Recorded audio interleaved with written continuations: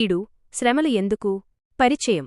ప్రియమైన దేవుని బిడ్లారా, ఈరోజు మనందరినీ వేధించే ఒక గంభీరమైన ప్రశ్న. ప్రపంచంలో ఇంత కీడు ఎందుకు ఉంది?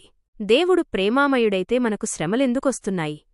ఏదోక సమయంలో మనం కూడా యోబువలే, దేవా, ఇది న్యాయమేనా అని ఆకాశం వైపు చూసి అడిగే ఉంటాం. కరోనా వంటి మహమ్మారులు, ఆకస్మిక మరణాలు, ఆర్థిక నష్టాలు సంభవించినప్పుడు దేవుని ఉనికినే ప్రశ్నించే పరిస్థితి వస్తుంది. కాని బైబిలు వెలుగులో ఈ శ్రమల వెనుక ఉన్న మర్మాలను మనం అర్థం చేసుకోవాలి. 1. దేవుడు కీడుకు కారకుడు కాడు. మొదటగా మనం గ్రహించాల్సింది ఏమిటంటే, మన దేవుడు వెలుగైయున్నాడు, ఆయనలో చీకటి ఎంతమాత్రమూ లేదు.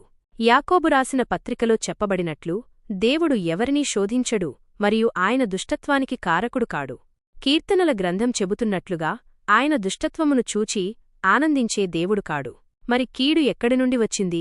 అది మానవుడు తనకివ్వబడిన స్వేచ్ఛను దుర్వినియోగం చేయడం వల్ల ప్రవేశించింది. ఆదాము హవ్వలు దేవుని మాటను ధిక్కరించినప్పుడు ఈ లోకంలోనికి పాపం, దాని ద్వారా శ్రమ ప్రవేశించాయి. 2. శ్రమలలో దేవుని సహానుభూతి. మనం బాధపడుతుంటే దేవుడు పట్టించుకోడా అనే అనుమానం మనకు రావచ్చు. కాని దేవుడు మన వేదనను కేవలం పైనుండి చూడటం లేదు. ఆయన క్రీస్తు రూపంలో ఈ లోకానికి వచ్చి మనకంటే మిన్నగా శ్రమలను అనుభవించాడు. హెబ్రీయులకు రాసిన పత్రికలో అన్నట్లు, ఆయన మన బలహీనతలయందు మనతో కూడా సహానుభూతి లేనివాడు కాడు. మీరు అనుభవిస్తున్న అనారోగ్యం, తిరస్కారం, కన్నీరు ఆయనకు తెలుసు. కీర్తనకారుడు చెప్పినట్లు, మీ కన్నీళ్లను ఆయన తన బుడ్డిలో దాచి ఉంచాడు. అంటే మీ ప్రతి చుక్క కన్నీరు ఆయన దృష్టిలో విలువైనదే. 3. శ్రమల వెనుక ఉన్న దైవిక ఉద్దేశాలు. దేవుడు శ్రమలను ఎందుకు అనుమతిస్తాడు? దీనికి కొన్ని ప్రాముఖ్యమైన కారణాలు ఉన్నాయి. పరిశుద్ధపరచడానికి. బంగారం అగ్నిలో పుటము వేయబడినట్లు మనలోని పాపాన్ని, స్వార్థాన్ని తొలగించడానికి దేవుడు శ్రమలను అనుమతిస్తాడు. స్వభావ రూపకల్పన.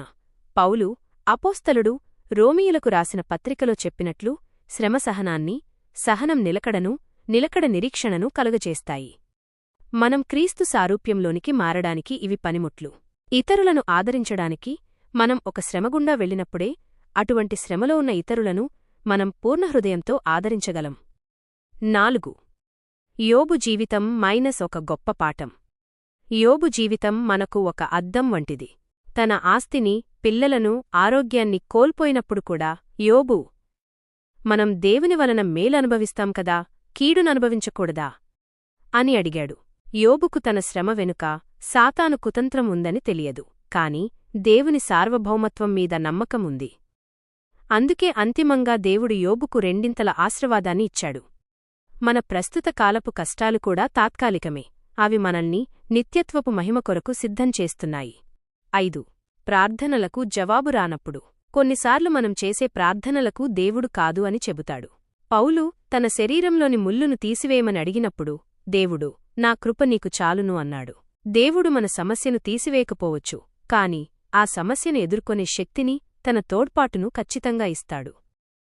ఆయన మార్గములు న్యాయమైనవి మరియు సత్యమైనవి. ముగింపు. ప్రియ స్నేహితులారా, ఈ లోకంలో మనకు శ్రమలుంటాయి, కాని క్రీస్తు లోకాన్ని జయించాడు.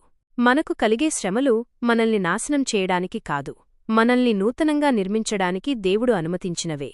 కీర్తనల గ్రంథంలో చెప్పబడినట్లు, విరిగిన హృదయం గలవారికి ఆయన ఆసన్నుడు. కాబట్టి ధైర్యం వీడకండి, దేవుని నమ్మండి, ఆయన తన సమయమందు సమస్తాన్ని చక్కగా చేస్తాడు.